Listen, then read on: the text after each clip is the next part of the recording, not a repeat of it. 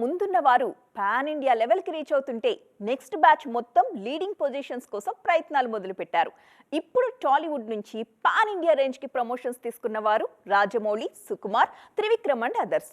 ఇంతకు ముందు ఇండస్ట్రీలో వీళ్ళున్న పొజిషన్స్ని ఆక్యుపై చేయాలనుకుంటున్న వారి సంగతి ఏంటో ఈ స్టోరీలో చూద్దాం. కార్తికేయ సినిమా చూసినప్పుడే చందు మొండేటిలో ఏదో స్పార్క్ ఉందని నమ్మారు జనాలు. కార్తికేయ 2తో పాన్ ఇండియా రేంజ్లోనూ పేరు తెచ్చుకున్నారు ఈ కెప్టెన్. ఆల్రెడీ తండేల్ మూవీ తెరకెక్కించే పనిలో ఉన్నారు చందు మొండేటి. ఈ సినిమా కూడా పాన్ ఇండియా రేంజ్లో క్లిక్ అయితే టాప్ డైరెక్టర్గా చందు పేరు సుస్థిరం అయినట్టే. ఆల్రెడీ ఈ రేసులో నేను మంచి ప్లేస్లో ఉన్నా భయ్యా అని అంటున్నారు Anil Ravipudi. Pan India range cinema చేసిన ఎక్స్పీరియన్స్ లేకపోయినా కమర్షియల్ సినిమాను అద్భుతంగా డీల్ చేస్తారనే పేరుంది అనిల్కి. ప్రస్తుతం వెంకటేష్తో సినిమా చేస్తున్నారు ఈ డైరెక్టర్. లైఫ్ అంటే మినిమం ఇట్టా ఉండాలా అంటూ తనదైన స్టైల్లో దూసుకుపోతున్నారు. నిన్నగాక మొన్న బింబిసార్తో పేరు తెచ్చుకున్న డైరెక్టర్ వశిష్ఠ ఇప్పుడేకంగా మెగాస్టార్ని డైరెక్ట్ చేసే ఛాన్స్ కొట్టేశారు. విశ్వంభర సినిమాతో బాక్సాఫీస్ని కొల్లగొడితే ఆ జోనర్ సినిమాలను డీల్ చేయగల డైరెక్టర్గా తిరుగులేని పేరు తెచ్చుకుంటారు వశిష్ఠ. ఆల్రెడీ మాస్ హీరోలను సూపర్గా హ్యాండిల్ చేస్తారనే పేరు తెచ్చుకున్నారు బాబీ. మెగాఫోన్ పట్టుకోగానే మాస్ మహారాజ్తో మూవీ చేసి మెప్పించారు. ఇప్పుడు బాలకృష్ణ మూవీని తెరకెక్కిస్తున్నారు. సెట్స్ మీదున్న ఈ సినిమాను కూడా క్లిక్ చేస్తే టాప్ డైరెక్టర్లలో ఒకరిగా పేరు తెచ్చుకోవడం ఖాయం. జక్కన్న మజాకా, ఆయనతో వ్యవహారం అంటే ఇలాగే ఉంటుంది అని మాట్లాడుకుంటున్నారు Prabhas, Tarak and cherry fans. అప్పట్లో మీరు చెబితే ఏంటో అనుకున్నాం బాసు, ఇప్పుడు మా హీరో సినిమా లైన్లోకి వచ్చాక విషయం తెలుస్తోందని వత్తాసు పలుకుతున్నారు సూపర్ స్టార్ అభిమానులు. ఇంతకీ ఇంతమంది మూకుముడుగా మాట్లాడుకుంటున్న ఆ విషయం ఏంటో చూద్దామా? RRR తర్వాత మరే సినిమా చేయడం లేదు జక్కన్న. ఆయన ఫుల్ ఫోకస్ అంతా జస్ట్ మహేష్ మూవీ మీదే ఉంది. ఇంటర్నేషనల్ రేంజ్లో తీసే సినిమాకు ఆ మాత్రం టైం టేకింగ్ నేచురలే కదా అని అంటారా? ఆ మాటతోనే సరిపెట్టుకుందామని అనుకున్నా అప్పుడప్పుడు పీనట్స్ లాగా ఏదో ఒక అప్డేట్ ఇస్తూ ఫ్యాన్స్ని కూల్ చేయొచ్చుగా అనేది జోరుగా వినిపిస్తున్న మాట. ఇంటర్నేషనల్ స్టేజ్ మీద సరిలేరు మీకెవరు అని అనిపించుకోవాలంటే కెప్టెన్గా రాజమౌళి కష్టపడాల్సిందే. మేకోవతో మహేష్ మెప్పించాల్సిందే. అవన్నీ జరగాలంటే కాసింతో కూసింతో సమయం ఎక్కువ పట్టాల్సిందే. అలాగని స్పెషల్ అకేషన్లకు కూడా అప్డేట్స్ ఇవ్వనంటే ఎలా? లాస్ట్ ఇయర్ మహేష్ బర్త్డేకి రీరిలీజులు దుమ్మురేపాయి. మరి ఈసారి సంగతులేంటి అని అంటే అవే రీరిలీజుల ముచ్చట్లే వినిపిస్తున్నాయి. కాకపోతే ఈసారి కృష్ణవంశీ రంగంలోకి దిగి మురారికి రిపేర్లు చేసి అభిమానం సంపాదించాలని ఫిక్స్ అయ్యారు. ఆల్రెడీ కౌంట్ డౌన్ స్టార్ట్ అయిన బర్త్డేని జస్ట్ మురారి ముచ్చటతోనే సరిపెట్టుకోవాలా? లేకుంటే జక్కన్న సినిమా నుంచి కిర్రాక్ పుట్టించే అప్డేట్ ఏమైనా వస్తే జాయింట్గా సెలబ్రేట్ చేసుకోవాలా? ఏ హింటూ రాకపోవడంతో సైలెంట్గా చూస్తున్నారు ఘటంనేని ఫ్యాన్స్. కొడుకుని సినిమాల్లో లాంచ్ చేయడం అంటే మాటలా చెప్పండి, అందులోనూ లెజెండరీ లెగసీ ఉన్న ఫ్యామిలీ హీరోని ప్రేక్షకులకు పరిచయం చేసే బాధ్యత మామూలుగా ఉంటుందా? ఏదో జస్ట్ అలా ఇంట్రొడ్యూస్ చేసేస్తే కిక్కే ఉంటుంది. దగ్గరుండి ప్రేక్షకులకు పరిచయం చేయాలి. మరి అంతటి బరువైన బాధ్యత కాబట్టి దగ్గరుండి నడిపించడానికి సిద్ధమయ్యారు నందమూరి బాలకృష్ణ. తాతమ్మ కళ సినిమా గుర్తుందా? అందులో భానుమతికి నందమూరి తారక రామారావు బాలయ్యను పరిచయం చేసే సీన్ చూశారు కదా. ఇప్పటికీ ఆ సీన్ చూసినా గూస్ బంప్స్ వస్తుంటాయని అంటారు నందమూరి అభిమానులు. తాతమ్మ కళ సినిమాలో నందమూరి తారక రామారావు నెరవేర్చిన బాధ్యతను ఇప్పుడు మోక్షజ్ఞ విషయంలో నిర్వర్తించడానికి సిద్ధమవుతున్నారు బాలయ్య. ప్రస్తుతం బాబీ డైరెక్షన్లో మూవీ చేస్తున్నారు నందమూరి బాలకృష్ణ. ఈ సినిమా తర్వాత ఆయన అఖండ సీక్వెల్ ని సిద్ధం చేస్తారని అనుకున్నారు. అయితే అంతకన్నా ముందే మరో బరువైన బాధ్యతను భుజాలెత్తుకోనున్నారు బాలయ్య. NBK 109 సెట్స్ మీద ఉండగానే ప్రశాంత్ వర్మ సినిమా లొకేషన్లో అడుగు పెట్టనున్నారు నటసింహం. ప్రశాంత్ వర్మ దర్శకత్వంలో మోక్షజ్ఞ నటించనున్నారన్నది ఇప్పటిదాకా వినిపిస్తున్న మాట. అయితే ఈ సినిమాలో నందమూరి బాలకృష్ణ, నందమూరి మోక్షజ్ఞ కలిసి నటించబోతున్నారు. మోక్షజ్ఞ పుట్టినరోజైన సెప్టెంబర్ 6న ఈ సినిమాకు ముహూర్తం ఖరారైంది. సో 2025లో బాక్స్ ఆఫీస్ దగ్గర ఇచ్చి పడేస్తామంటూ ధూమ్ధామ్ చేయడానికి సిద్ధమవుతున్నారు నందమూరి సైన్యం.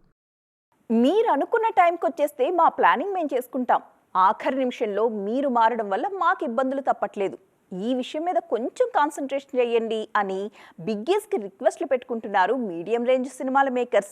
2024లో మిస్ అయిన వాటిని పక్కన పెట్టేస్తే 2025లో అయినా ఇలాంటి రిపిటేషన్స్ లేకుండా చూసుకోండి అని కోరుతున్నారు. మరి ఆ స్టోరీ ఏంటో తెలుసుకోవాలనుందా? Have a look. 2024లో డేట్ మిస్ అయిన ఫస్ట్ మూవీగా దేవర గురించి చెప్పుకోవాలి. అద్భుతమైన డేట్ అంటూ ఏప్రిల్కి ఫిక్స్ అయ్యారు మేకర్స్. కానీ ఎన్నికలు రావడంతో అక్టోబర్కి షిఫ్ట్ అయ్యారు. అయితే అంతకు కాసింత ముందుగా సెప్టెంబర్లో పవన్ కళ్యాణ్ రావడం లేదని తెలిసి ప్రీపోన్ చేసుకున్నారు. ఏదైతేనేం 2024లో 3 డేట్ల మీద ఖర్చీఫులు వేసిన క్రెడిట్ దేవరదే.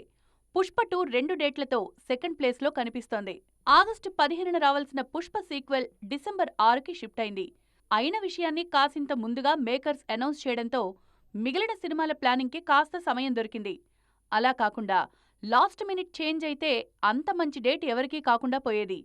ఈ ఏడాది సంగతి వదిలేస్తే నెక్స్ట్ ఇయర్లో వస్తామని అనౌన్స్ చేసిన వారు కాస్త ఆ విషయాన్ని సీరియస్గా తీసుకోవాలన్న రిక్వెస్ట్లు వినిపిస్తున్నాయి. 2025 సంక్రాంతిని జనవరి 10 నుంచే జరుపుకుందామని హింట్ ఇచ్చారు మెగాస్టార్ చిరంజీవి. వశిష్ఠ కూడా ఈ సినిమాను చాలా స్పీడ్గా కంప్లీట్ చేస్తున్నారు. పోస్ట్ ప్రొడక్షన్ పక్కాగా కంప్లీట్ చేసుకుని పొంగల్ సీజన్ని క్యాష్ చేసుకోవడానికి రెడీ అవుతోంది విశ్వంభర. పెద్దన్నను స్ఫూర్తిగా తీసుకుని మార్చి 28న బరిలోకి దిగడానికి రెడీ అవుతున్నారు రౌడీ బాయ్. ఆల్రెడీ ఈ ఏడాది సమ్మర్కి ఫ్యామిలీ స్టార్తో పలకరించిన క్రెడిట్ ఆయన ఖాతాలో ఉంది. ప్రతి సినిమాకి రకరకాల పోస్ట్ పోన్లు చూస్తోన్న ప్రభాస్ రాజాసాబ్ విషయంలో అయినా ఇప్పుడిచ్చిన డేట్కి కమిట్ అయితే చూడాలని ఉవ్విళ్లూరుతున్నారు ఫ్యాన్స్. 2025 ఏప్రిల్ 10న రాజాసాబ్ని థియేటర్లలో చూడాలనుకుంటున్నారు. మరి డార్లింగ్ అండ్ టీమ్కి వారి రిక్వెస్ట్ వినిపిస్తోందా?